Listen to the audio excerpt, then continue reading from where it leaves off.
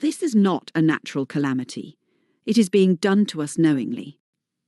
Global heating is an outrage, not a tragedy. We deserve the facts about the climate crisis.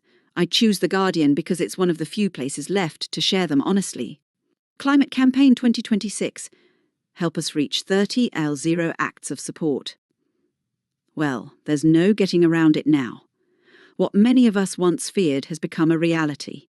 The dangerous conditions climate scientists long warned of have become our common, if deeply unwelcome, experience, and season by season, our acquaintance with disorder and extremities deepens. In both hemispheres, wildfires rage right into our cities and incinerate entire neighbourhoods. Marine heat waves are bleaching corals and cooking seagrasses on a global scale. This northern summer has brought temperatures most Europeans associate with the Australian desert. Heat events in Europe have paralysed whole countries, destroyed infrastructure and killed citizens in their thousands. Such is life at barely 1.5 C of heating since pre-industrial times. We keep telling ourselves this is the new normal. But the awful truth is we're on track for nearly twice this. That's tough to digest. Climate Campaign 2026 helped The Guardian reach 30 L0 acts of support. In 2024, I published a novel, Juice, about a world that has lurched beyond even the horror zone of 3C of heating. Many readers told me the book was terrifying. Some felt it was prophetic. And while I appreciate having galvanised a few readers and helped them imagine the consequences of what's still being done in our names, I hope to God they're wrong about the book's visionary aspect. Because the world of Juice is a nightmare. It's what I fervently hope we will not pass on to our descendants. My book was published into a strange cultural malaise from which we have not yet recovered.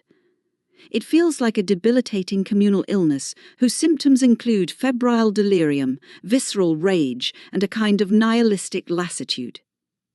But among the afflicted, you sense a terrible thirst and hear a babble of confusion and also many plaintive cries of yearning. What sufferers thirst for is honest information.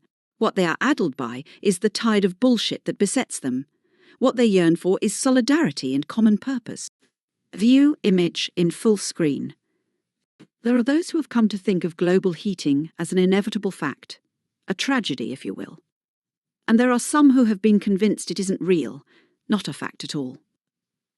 These sufferers have been poorly served, for instead of being ministered to humanely and conscientiously, they have been at the mercy of quacks and carpetbaggers. What we are all experiencing is not a mystery ailment. Neither is it inevitable. And it's sure as hell no tragedy, it's an outrage. Only those who have been coached into crippling delusion can continue to deny the very heat that torments them. They are victims of gross malpractice. There's nothing accidental or inadvertent about what we're all suffering through together. We've had enough time now and have sufficient expertise to understand that this is not a natural calamity. This is something that is being done to us, knowingly, which makes it a crime. A narrow class of people is profiting from our anguish. They know they're setting our world on fire. They persist because they love neither the earth nor its people. What they care about is money, not just enough to get by on, not even enough to become grotesquely rich with. They want the kind of money that bends others to their will. They seek power, buy it, co-opt it, leverage it, and always thirst for more of it. As far as they're concerned, the rest of us can go to hell, so long as we bend the knee and keep paying them as we stagger towards the flames. This is why reporting on the state of our climate is so inadequate. Too often, coverage is evasive, recklessly shallow, or simply dishonest. The oligarchs who own the news and direct the algorithms of social media are committed to keeping it that way. They give us bread and circuses and bank on our remaining distracted and tractable. They are betting against our children's futures. This is why factual reporting on the trajectory of our heating world is more vital now than ever before. We deserve to be told the truth. We need to hear the good news and the bad news alike, because honest information is central to humanity's chances of securing a safe and decent existence for our children. The truth is what fortifies us and brings us together to defend ourselves and our planet. I read The Guardian and write for it because it's one of the few honest brokers left in the mainstream media ecosystem.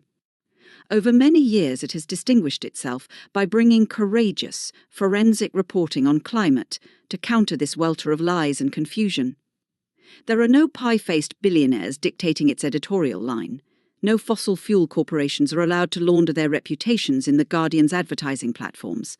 This masthead continues to speak truth to power, and to empower the rest of us who deserve to know there is hard news to absorb and good news to bear us up together.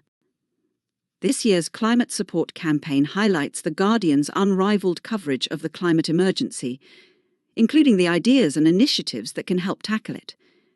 Please consider supporting this work today.